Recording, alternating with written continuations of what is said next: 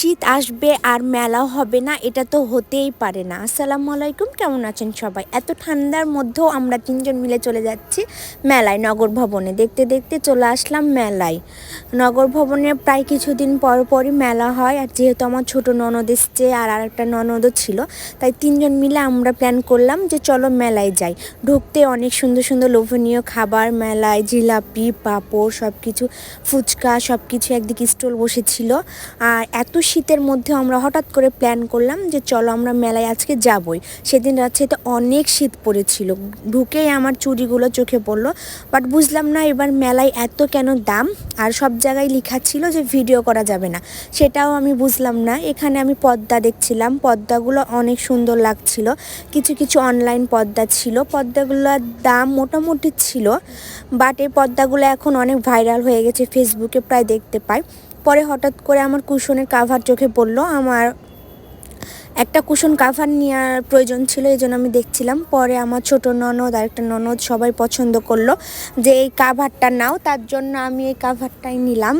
এখানে সব কাভারের দামই 100 টাকা করেছিল।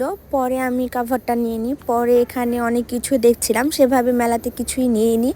আমি একটা হিজাব আর একটা কুশন কভার নিয়েছিলাম, আর আপু হচ্ছে বাবুর জন্য চকলেট নিয়েছিল। এই কানেরগুলো ভালো লাগছিল, কিন্তু এই যে বললাম না যে মেলাতে অনেক দাম, চুড়ি মানে সব কিছুই ছিল, কিন্তু ঘোরার উদ্দেশ্যে গেছিলাম। কিছু 3 পিসও পছন্দ হয়েছিল, নিতে ইচ্ছা করলো, বাট সব কিছুরই ফিক্সড প্রাইস। ওই যে হয় না যে একটু কমালে ভালো লাগে, বাট তারা কমাবে না, যে দাম লেখা আছে সেই দামই। এখানে এই 3 পিসগুলো অনেক ভালো লাগছিল, আমরা তিনজন মিলে 3 পিসগুলো দেখছিলাম।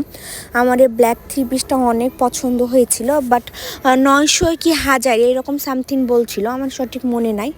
এখানে আপুও দেখছিল 3 পিসগুলো, তারা বলেছেন না এটা একটাই দাম। এই 3 পিসটার কয়েকটা কালার ছিল, বেগুনি, নীল, ব্ল্যাক, কিন্তু আমাকে ব্ল্যাক কালারটাই কেন জানি অনেক সুন্দর লাগছিল। আমার একটা হিজাবের দরকার ছিল, এর জন্য মেলায় যে আমার হিজাব চোখে পড়ে যায়। এখানে 100 থেকে শুরু করে অনেক দামের হিজাব ছিল, যে আপুরা হিজাব ক্যারি করেন তারা যে দেখতে পারেন। বিভিন্ন দামের এবং বিভিন্ন ডিজাইনের হিজাব নেমেছে মেলাতে। বিশেষ করে সব কিছু থেকে হিজাবগুলো অনেক সুন্দর লাগছিল, মাশাআল্লাহ। হিজাবগুলোর কোয়ালিটি, কালার অনেক সুন্দর।